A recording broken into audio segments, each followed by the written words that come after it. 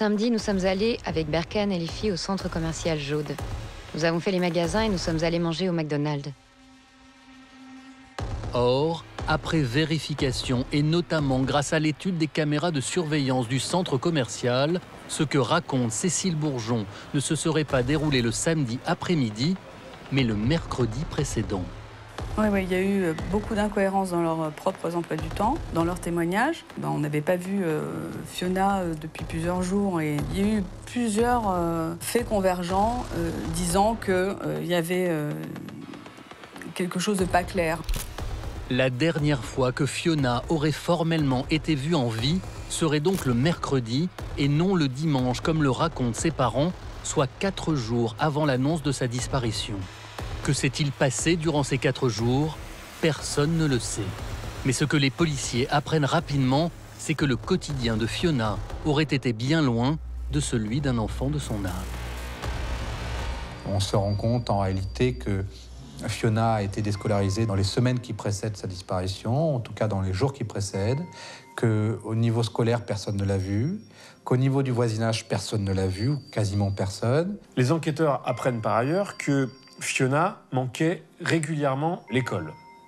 C'était une petite fille décrite comme pleine de vie, plutôt joyeuse par le personnel de l'école maternelle, mais qui décrochait, et pour cause, elle était régulièrement absente. Sur la dernière année scolaire, 2012-2013, elle a manqué 48 demi-journées. Plus inquiétant encore est la description qu'en font les rares personnes qui ont croisé l'enfant lors de cette dernière semaine. Et d'abord, l'assistante maternelle de son école qui en dresse un portrait extrêmement inquiétant. Quand j'ai vu Fiona ce mardi après-midi-là, elle avait un bandeau sur la tête. J'ai vu qu'elle n'allait pas bien, elle semblait triste. Elle avait le teint gris, elle ressemblait à un petit cadavre.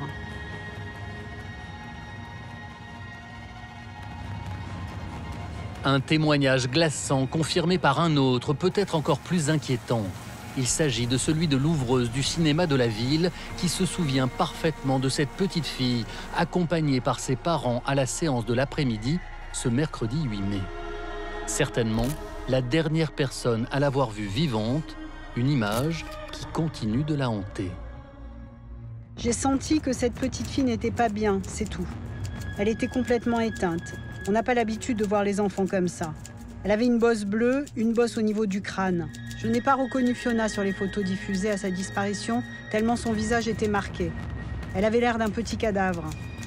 Vous avez cette ouvreuse au cinéma du Centre Jaude qui, pour la première fois de sa vie, en 25 ans de carrière et qui en a vu des enfants défiler, est sortie de son kiosque pour suivre cet enfant parce qu'elle a vu un petit cadavre ambulant et elle a voulu suivre, savoir où ils allaient, faire un signalement.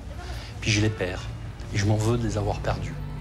Dès lors, c'est une toute autre histoire qui se raconte, loin de celle de la famille idéale ressassée depuis le premier jour par Cécile Bourgeon et son compagnon. En apparence, quand on écoute Berkane Makhlouf et Cécile Bourgeon, ils vivaient une vie de famille parfaite, on faisait des truffades et des tartes aux pommes. En attendant, Fiona, elle allait mal.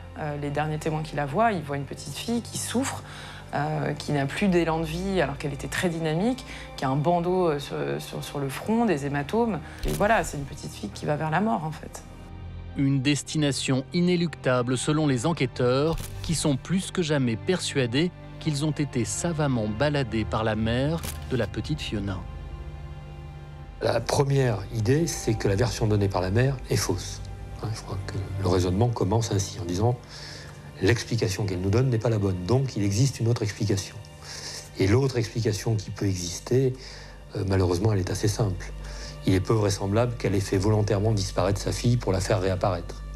Donc si c'est pas cette solution-là, malheureusement, il n'en reste qu'une, c'est que cet enfant est mort et que le scénario de la disparition avait vocation à cacher un crime.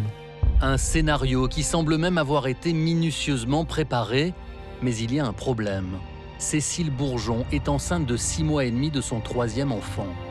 Une situation risquée qui incite les policiers à reporter de quelques mois l'interpellation et le placement en garde à vue du couple pour les confronter à leur version qui se craquelle chaque jour un peu plus.